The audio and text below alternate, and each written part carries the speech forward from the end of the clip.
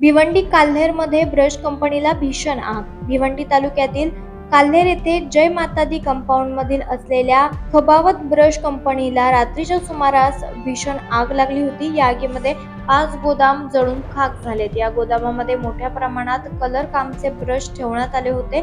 घटनास्थळी अग्निशामक दलाच्या 3 गाड्या दाखल झाल्या असून आगीवर नियंत्रण मिळवण्यात अग्निशामक दलाला यश आलेलं आहे. यात कोणतीही जीवितहानी झाली नसून आगीचं कारण अस्पष्ट आहे. 11:18 पोलीस कंट्रोलमधनं कॉल आला. आम्ही तात्काळ गाडी काढली आणि घटनास्थळी येऊन पाहणी केली. तर G+1 असे एक बिल्डिंग आहे. नाही तर पेंटचे ब्रश बनतात, टोटल पेंटचे ब्रश बनतात, त्याला आग लागली होती. 7,000 स्क्वेअर फूटचा एरिया पुरा.